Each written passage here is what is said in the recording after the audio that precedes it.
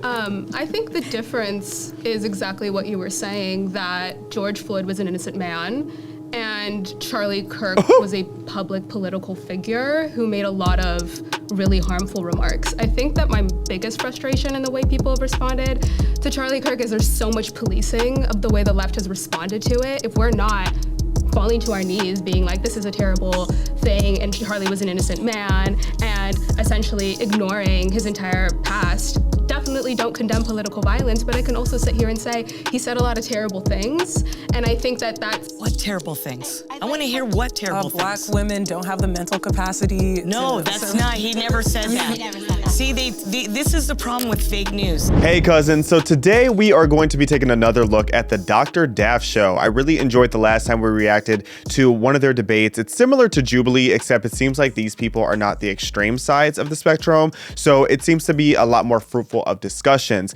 Last time we reacted to black conservatives versus white liberals, and this time we're looking at white conservatives versus black liberals. So y'all know the vibes. Be sure to like, comment, share, and subscribe. Welcome to Respectfully. I'm genuinely so curious how I'm going to feel about this debate because, you know, being a black conservative, and being someone that used to be a black liberal, I'm able to see the perspectives of both sides pretty well. So I'm hoping there's some good, fruitful discussion here that we can learn a lot from. So let's get right into it. Both major U.S. political parties have contributed equally to the rise in political violence. Pause. One thing I'll say is that I definitely think that both parties are responsible for the rise in political violence, but to completely different degrees. Like, yes, conservatives, like, we are not perfect by any means when it comes to, you know, getting angry, getting aggressive in some of our rhetoric. But what we're not seeing is this massive epidemic that we now have, that we are seeing from the left, where you're constantly seeing radical leftists wanting to execute us, wanting to take our voices away, and wanting to harm us physically because of our belief system. So I wonder if they have the same sentiment here.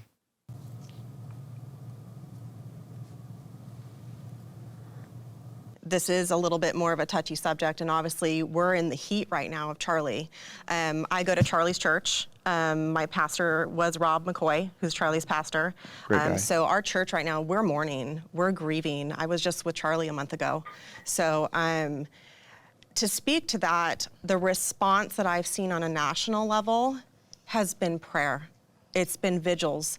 We had a 600 increase percent in church last weekend, and I've heard the same across the board. My question for you, because you brought up George Floyd, is seeing the response after George Floyd was killed, which was wrong. It was wrong what happened to him. And I spoke about what happened to him. So it wasn't like I was this silent white conservative, but the response and what took place afterwards, can you speak to that? Or I want to open it up, speak to what, you know, we can all see with our eyes, right? So we can all acknowledge that there is a very different response happening right now in the wake of what's happened with Charlie, if we wanted to call it like a, you know, crime, or so to speak, and versus with George, just the response that we see with Charlie versus what happened with all the BLM and after George Floyd was killed and whatnot. Pause really quick. That, and I 100% understand why there is such a comparison between Charlie Kirk and George Floyd, but that one I feel like is so insulting to Charlie Kirk. To compare Charlie Kirk, a husband, a father, an entrepreneur, a friend to many, a friend to thousands of people, a mentor, to George Floyd? I try to not speak ill too often of the dead, but George Floyd, a drug addict, career criminal, a female abuser, a man who died with heavy, heavy drugs in his system. Did George Floyd deserve to die? No. The only thing that Charlie Kirk and George Floyd have in common is that neither of them deserve to die. But I do appreciate her point because at the same time, you are able to see while the right has made Charlie Kirk, you know, he already was a prolific figure, but you know what I mean. Now he is such an icon, and now he is such a martyr, unfortunately. when we saw what happened to Charlie Kirk, you didn't see violence in the streets. You didn't see buildings getting burned down. You didn't see people getting attacked. You didn't see people losing their lives because of Charlie's life being taken. But when George Floyd died, in unfortunate circumstances, you saw our entire country be torn apart. You saw people lose their livelihoods. You saw Black people have their neighborhoods destroyed the most. And that alone shows you the difference between how the right and how the left responds to things. When Charlie Kirk was murdered, people went to church. When Charlie Kirk was murdered, his wife got on stage and said that she forgave the maniac who shot Charlie.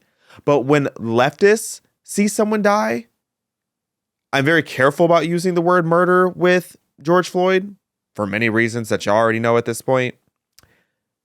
It was a completely different sentiment. You saw them calling for bloodshed. You saw the left calling for bloodshed after a man died in circumstances that he put himself in. You see the right going to church, praying for the other side, and coming together as a family. I rest my case on that issue, but let's see what they have to say. And maybe you can educate me on that. Is BLM grouped in with liberals, would you say? Or was like, how does that? Is a movement. There's an organization and there's a movement. So the idea that Black Lives Matter is that if we are going, and I really want to let other folks speak, but I just want to answer you very I just have to point out that lady there, super sweet, but she has a master's degree in gender studies, and that will always be funny and unserious to me. Imagine getting a master's degree in men are men and women are women, but then at the same time pushing that men and women can be the same. Which I don't know if she's on that side of the progressive wave, but I did actually really enjoy when I did a Jubilee debate with her. It's just, she's so smart and so talented. It's just crazy to me that she would go get that degree of all degrees, but I digress. I know, it was just, you brought it up because I'll let them actually answer your first question. I think that's fair about George Floyd and the difference. And then if I feel like there's something and they say there's enough time, I'll chime in. Thank you for, at the end of the day, George Floyd wasn't saying things that are historically inaccurate and things that could be construed as hateful rhetoric. Now, and that's just. We're talking about the response. George Floyd was he had great things to say. Like I'm telling you, and I know that you guys don't have our lived experience, and we don't have lived experience. People watching, and we don't have your lived experience. So thank you for the question and for context. I'm not the absolute on anything Black, but I'm telling you, or liberal or left, but I'm telling you, by and large, as someone who is out there, it's like the conflating of someone who was a victim of this crime, and Charlie was absolutely a victim. I don't care what anybody says. Like, he was absolutely a victim. That should have never happened. And you have my condolences, you and your church, because that's my humanity. You know what I mean? And that's like, I will never unsee what happened to him, right? Just like I will never unsee what happened to George Floyd. I've been deeply disturbed since I've seen that. But the response is, and I want other people to speak on this. Yeah. First of all, George Floyd was not a public figure until he was murdered. Sure. Do you see what I'm saying? Sure. So when I go out there and I speak, I'm accountable for the things I'm saying, how I'm saying, and if they're historically inaccurate. So people were upset and people were offended. And I feel like that makes you want to crash out so bad. And I received this, they felt as though they were being attacked for not mourning someone who they felt had been attacking them. However, I don't need to speak too much on that, because the very first thing I said about this was I condemn, and it's not appropriate, right?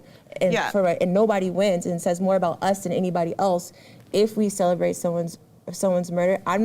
You can circle back to me, I'm gonna let them speak. No, I was genuinely curious what the census is. I think the difference is exactly what you were saying, that George Floyd was an innocent man, and Charlie Kirk was a public political figure who made a lot of really harmful remarks. I think that my biggest frustration in the way people have responded to Charlie Kirk is there's so much policing of the way the left has responded to it. If we're not falling to our knees being like, this is a terrible thing and Charlie was an innocent man, and essentially ignoring his entire past, definitely don't condemn political violence, but I can also sit here and say he said a lot of terrible things, and I think that that's... What terrible things? I want to hear what terrible things. Black women don't have the mental capacity. No, that's not. He never said that. See, this is the problem with fake news. They twist his words. You have to watch. Have you watched the whole clip? Yes. I want to also point out the fact that you were saying that you received a lot of really violent remarks about your daughter, about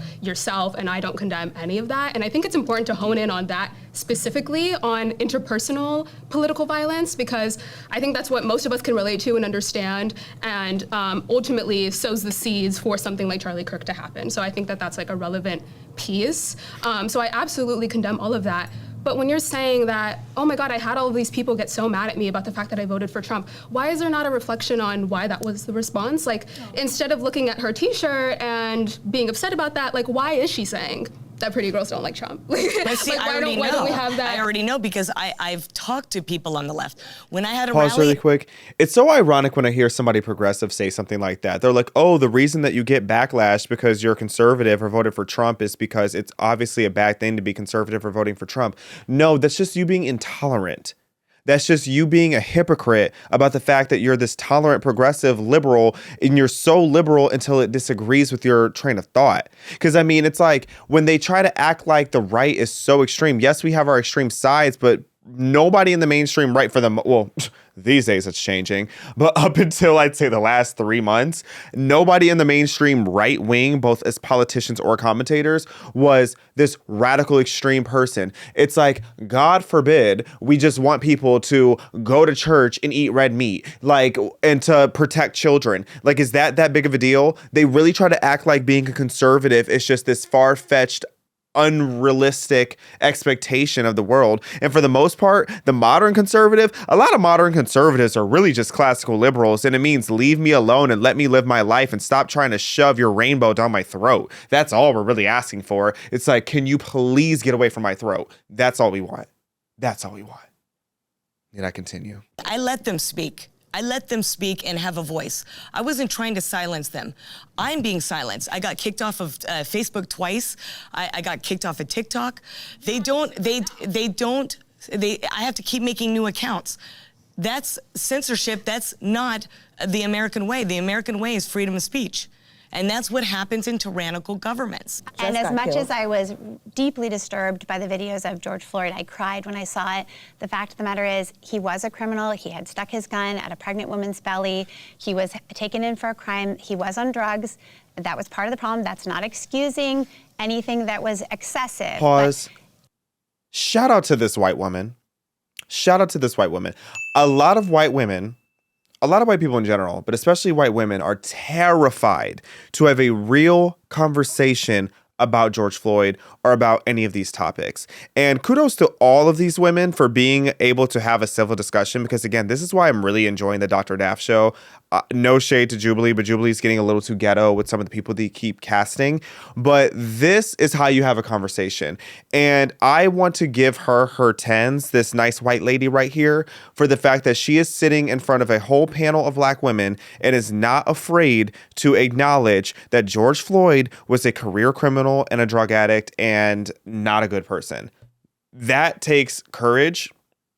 It shouldn't be, like, in my opinion, because like, I have to sometimes remind myself that I have the privilege that like my full-time job at this point is to say exactly what I feel. But someone like her to have the courage to, and I don't know if she's like a commentator or anything like that, but I don't recognize her. But for her to not only say this in front of a bunch of black women, but to say this knowing that thousands, if not millions of people could potentially see it, kudos to her. Much respect. Much respect that she's saying it in a tasteful, respectful manner, because a lot of people will get into this conversation on George Floyd. And I'm not saying that I haven't gotten carried away in the past, but I'm trying to do a better job of like not being overly inflammatory for no reason. You know, there's some people, they'll get on camera and they just start showing up and showing out and just start doing the most and jumping up and down on George Floyd's grave. This woman, in the most classy, direct, respectful way possible, is addressing directly who George Floyd was, and that's what we need to see. Basically, you guys are saying that because Charlie Kirk said things you don't agree with, it's more justifiable to shoot him No one execution says that. style in the neck. You started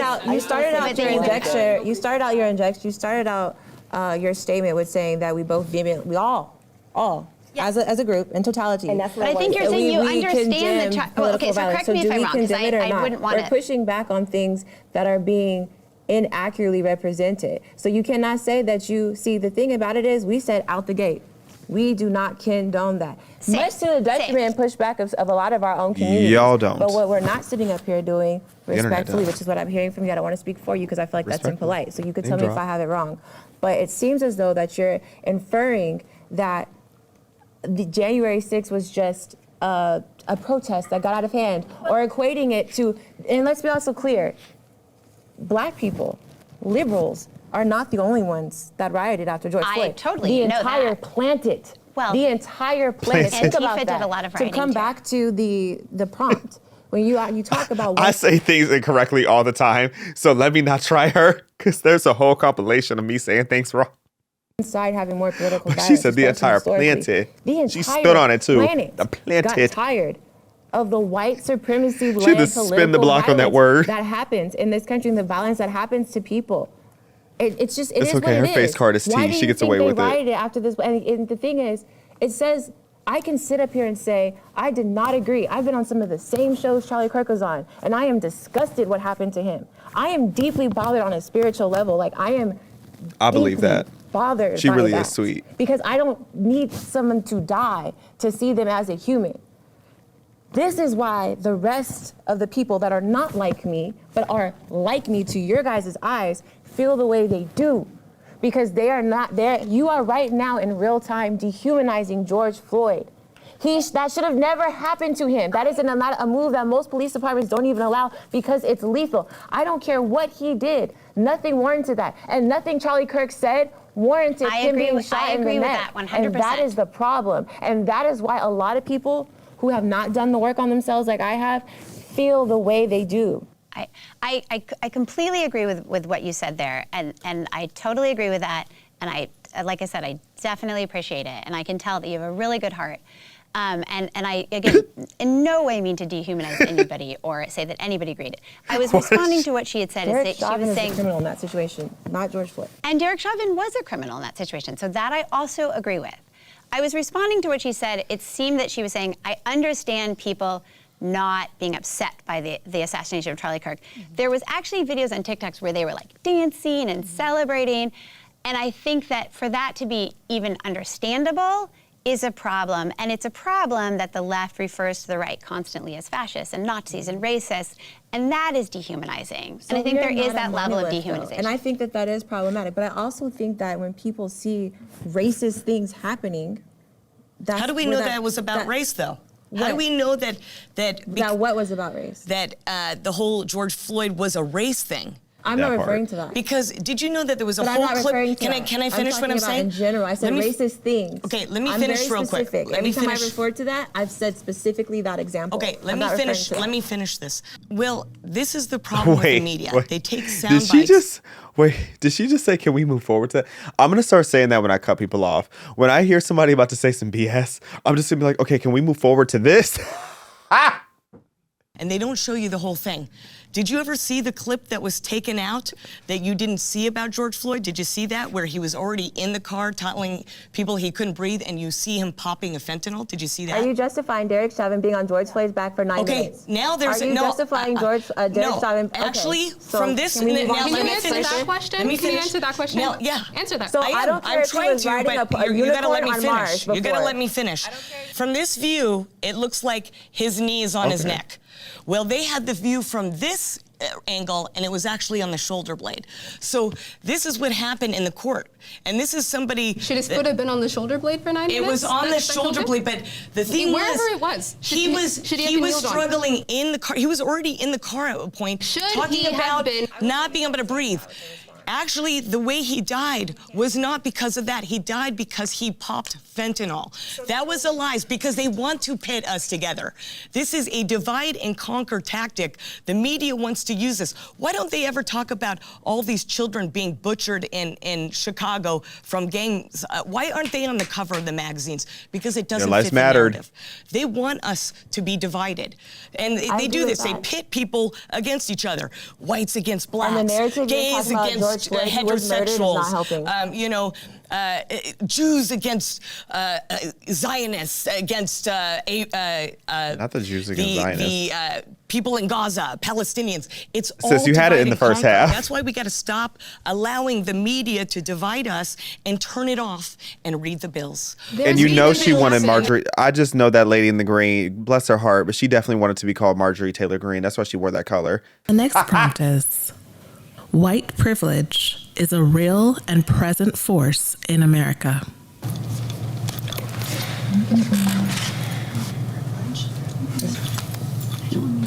I just say the conversation of white privilege?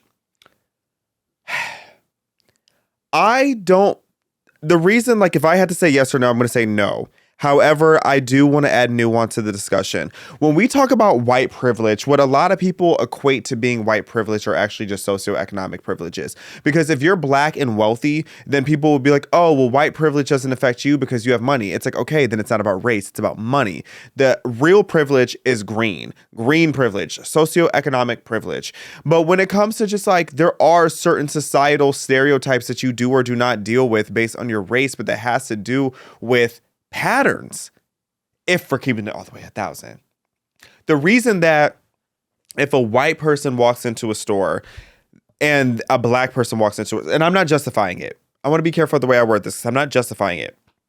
But if a white person and a black person are both wearing sweatpants and have on, you know, a hat or a do-rag or something, based on statistics, more often than not, disproportionately, in that area, you can assume that the black, let me reword this. More often, if you look at the statistics, it is disproportionate that black people are going to steal compared to a white person. I'm not saying that white people don't steal, because a lot of white women especially love to go and do their little 5-finger discount. I'm not saying that they're not out there stealing. But when we look at the statistics of who in their own collective demographic is more likely to steal, unfortunately, you are seeing black people steal more. So when people say it's a white privilege that you can walk into a store and they're not going to assume that you're going to steal, it's like, okay, well, if the black community stops stealing, or really what the root is, if we started keeping the people in prison who commit these crimes, because it's a small percentage of us that do a disproportionate amount of repeat offending,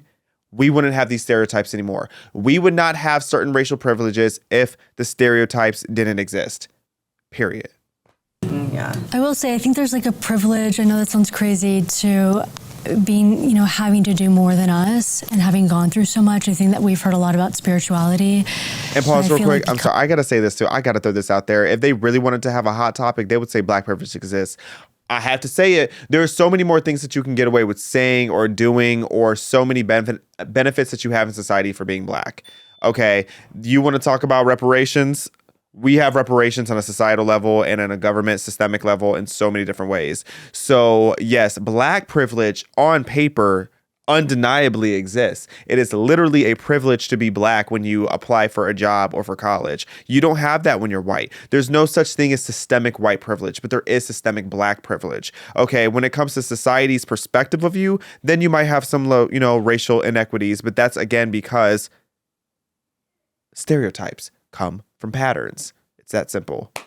As you guys have gone through so much, there's like an enlightenment to you. I always feel such a draw and just so seen in a way that I don't feel as much with white people, I would say. So, I mean, I will just say that I feel like you guys are magnets, and I hope that your voice gets heard more, because I think that there has been a lot of trauma of just invisibility and your way of rising through it and still being survivors and stuff. Crazy. I don't know, I've always felt like it's been super special, and I'm so thankful for the relationships that I've had. Shit, not the bridge being built. Marjorie about to burn the bridge now. Celebrating the bridge you made, and I don't want to tear it down. But I think I had a different response, seemingly, than the rest of the room to that. I know that you mean well by that, and I can see that you're very genuine. I have a really hard time sitting with the idea that the significant trauma that the Black community has experienced in this country has made us enlightened, and that there's like this beautiful spiritual quality that it's given us, because I think it feels, and maybe I'm just speaking to the way that's landed for myself, like a huge bypassing of how genuinely traumatic that is, to be like, well, look at you, like you're radiant now. No, I'm not saying that. I'm saying that like the way that you've been through something, whereas like we're over here and we can, who knows how much we've even been through. Yeah, and like, I'm not. This white conservative should move right on over to the liberal side, because what do you mean what you've been through? The girl she's talking to, it looks like she's 27, or the black just ain't cracking. She might be younger than that. This young black woman nobody there has been through slavery. Some of the women of a particular age, looking at my auntie in the middle there, she might have been alive for a little bit of Jim Crow, no shade. But that being said, it's like these people have not been through the adversity that our ancestors have been through. So what do you mean? Oh, you have been through so much. What have I been through? Y'all say that to me like I was sitting next to Rosa Parks when she got dragged to the back of the bus. That never happened to me, okay? That's insane. That is literally insane. But yes, I do think there's a spiritual element. Like, part of why I am a proud Black American is because the Black American story that I will defend to my last breath is what we did in the face of adversity to overcome adversity. And I love hearing those stories, and I love my people, and I love all of that. But for this white woman to sit here and act like, oh, Black people have been through so much, and as a white person, I haven't. What genre of white are you? Because a lot of these white races have been through a lot too. Don't get me started about what the Turks did to the Greeks. The Greeks have been through a lot. The Irish in our own country, the Irish and the Italians back in the day went through hell. Y'all don't want to talk about white Jewish people though, because they're still going through it, fighting for their lives. So it's like this whole thing of like, oh, you're Black and you're radiant because you've been through the Underground Railroad and you fought with Harriet Tubman to get your rights and you stay strong, Black queen. Girl, shut up, because you thought you ate that. And I know she meant well. But that was the white guilt sneaking out of her. And the black liberal girl smacked her right on down. She burnt that bridge right onto the ground. That London Bridge went to the sink. Or not the sink. It went and sunk into the ocean. Let's continue. But you've also rolled your eyes at so many people that have been speaking. So I don't know if that's your I mean, a lot of really insane things have been said. I don't know if that's your immediate response is just to roll your eyes. I might not have the best like language with it, but I know that like on a soul level, like I feel she's fighting back. I have a lot of awe and respect. And I appreciate that a lot. Take it where you can get it. Yeah, I appreciate that. All I'm saying she fought back. She came back. Somehow having Hold on. See, that's the energy we need to see from these white women. I need the as if white women to come back, because here she was. And white people, take this as a lesson. Take this as a lesson, white people. When you sit there and you pander to Black people and you try to do this whole white guilt, oh, I value you so much because you're Black and you've been through so much. It's not appreciated. If anything, they're kind of disgusted by it, and it's never going to be enough. This Black girl, beautiful young Black woman who has been through, I don't know her story, but she has not been through any of the oppression of our ancestors. She might have encountered some racist people who here and there, but who hasn't? But here she is, rolling her eyes every time these white women who came in good faith to have discourse and a good faith debate, she's rolling her eyes the whole time. And when the white woman says, hey, I mean well, and I'm trying to build a bridge and have an olive branch and understand where you're coming from and you can understand where I'm coming from, the Black girl says, yeah, I appreciate it, but really I don't. What did the white woman have to do? She had to stand on business and be like, you know what? Take the respect where you can get it. It was like she had to be slapped back into line of remembering, oh yeah, some of these people, they don't actually want to have, peace and tolerance and acceptance and love with me. I have to be realistic and realize I have nothing to apologize for. That's the lesson that a lot of these white people need to learn. If you have nothing to apologize for, don't go around acting apologetic, because you're just going to have your face spat in every single time.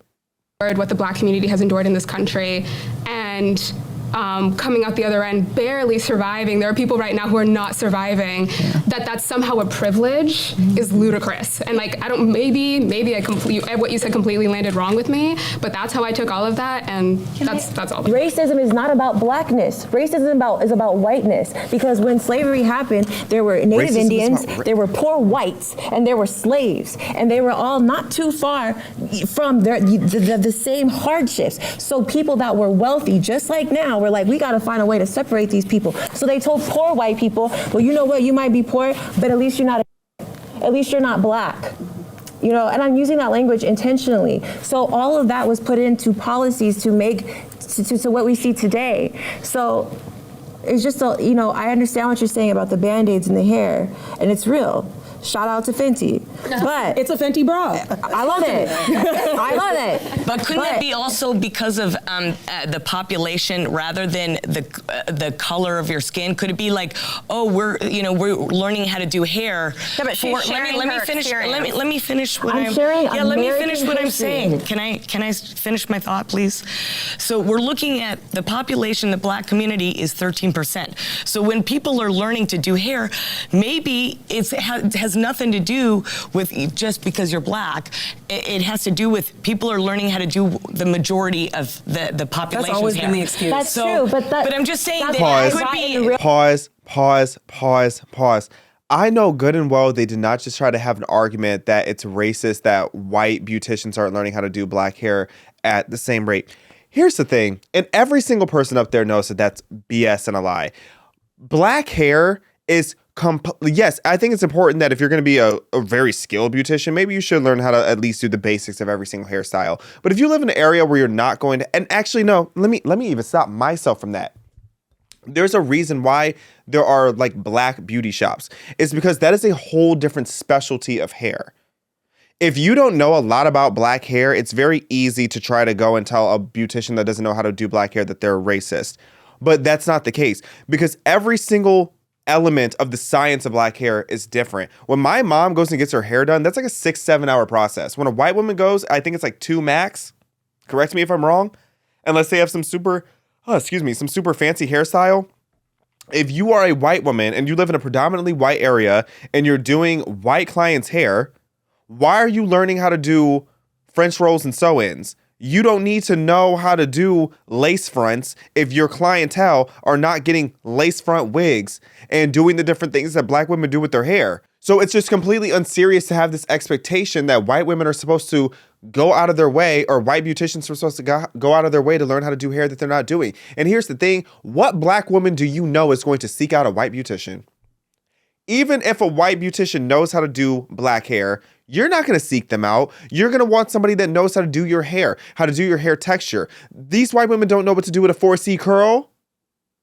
So that's just them trying to capitalize on the naivete and be like, oh, they're racist because we have to go to special beauticians. Or maybe it's just because black hair is way, way more complicated than white hair. Everything from the color, the texture, how coarse our hair is, every single thing is different. White people, and if you don't know this, because a lot of people don't know this, I just educated Jeff Dye on this a couple days ago. White people, more often than not, have to wash their hair like every single day because their hair gets greasy if they don't. Black hair is the opposite. If we wash our hair every single day, it's going to fall out. Our hair does not get greasy. I have to put oil or grease into my hair literally every single day to keep it healthy because my hair dries out. White hair naturally gets greasy. That being said, the approach to styling and doing different things with the hair is completely different for both sides of that spectrum. So no, it's not racist. It's just certain people have specialties for certain things. That's insane. They just tried to gaslight those white girls. But you thought you were slick, but I clocked it. This is what I'm saying, but we see everything in color. And when I've gone to board meetings, this is what bothers me. I go to a school board meeting and they talk about white privilege and this. So you're telling my child who's never been a part of, Jim Crow law, racism, any of this, that she's an oppressor and that black kids are oppressed. I believe both of them are evil, and I'll tell you why. Number one, how do you keep a person down? You tell them they're a victim and there's no way of rising up. I do agree with that. And I think that's a psyop. I think that's white psychological will never warfare. Stop my black excellence. Yeah, let me finish. So I think that's a psychological warfare against the black kids, and I think it's also a psychological warfare against white kids because they have to feel shame and guilt of something that they've never been a part of, and it's a divide. Now they're pitting white kids against black kids. That's wrong because, again, as a Christian, we believe there is no such thing as race. We believe we are all in the image of God. That's why it upsets me because it is divisive. But you see how I'm the one that injected? Okay, so Marissa Taylor Greene almost lost me earlier, but I like Marissa Taylor Greene again. She won me back. So I believe that as history, because historically that's what happened. But to say racism was not a construct that came and was implemented and imposed to validate segregation, Jim Crow. Oh, I think it's awful. The Reconstruction, all yeah, that. I'm totally against the racist Democrats. I'd like to jump in. In 2025, I feel that we're a country where there's many groups that have had a tough history, and that at this point in time, there is overall equal opportunities. It's always difficult to be in the minority, but I don't know how much things can be distinguished between the difficulty of being in the minority and then overt racism. And I don't feel at this point that there's anything I could do that you guys couldn't do.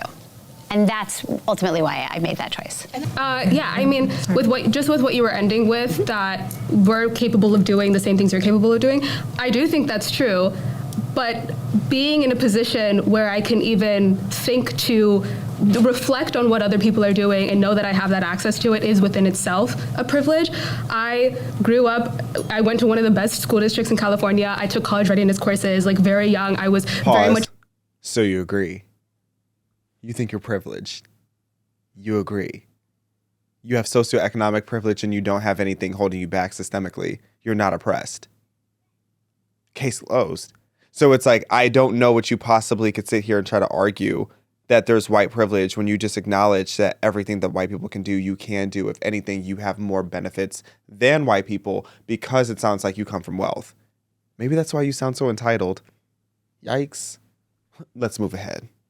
Prep for this life where I knew I was going to be able to go to a university. I knew I was going to be able to get a good job. I knew I was going to have all of these life prospects that a lot of people that are in predominantly Black areas where they don't have access to those things, where the schools are not being funded well, don't have those opportunities. And so much of that was because I had immense proximity to white people. I only knew white people for the vast majority of my life because those are the communities that I was in, and that's what we give to white people. So I can even only think that I can do the things that you can do, like go to college, like buy a house, like do all these things because of a proximity to whiteness that I had that a lot of Black people obviously don't have, and that shouldn't need to be the case in order for us to have those privileges.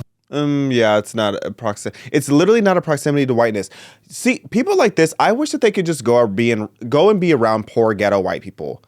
Poor ghetto white people do not have the access to these resources that people assume that they do. But the thing is a lot of them end up doing better because it's more, encouraged for them to get into tradesmanship and those type of things. And they become contractors and make a very good, strong, honest living. So it's like, no, it's not about proximity to whiteness. It's an element of one culture, but more importantly, it always goes back to socioeconomic status. So like she's so close to getting it that she doesn't even realize it. And even if you explain it to her, which I'm assuming and hoping one of these people will, she will just intentionally choose to make it a race issue. And I think it's because she grew up around white people and now she feels this need to overexert and prove her Blackness. And I know that because I'm the same situation. When I grew up, my family didn't have money, but I had certain privileges. You know why? Because I worked for my privileges. But when I was around all these white people, I felt guilty about it.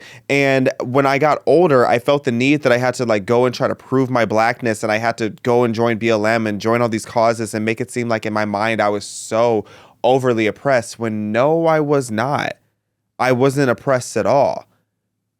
And the fact that I had great things going for me and I was able to go to a nice school and all these things, it wasn't because my family had money. It wasn't because my family was around white people. It was because I had great grades and I worked my butt off. So it's like, I think I could see her accidentally ending up being a conservative one day.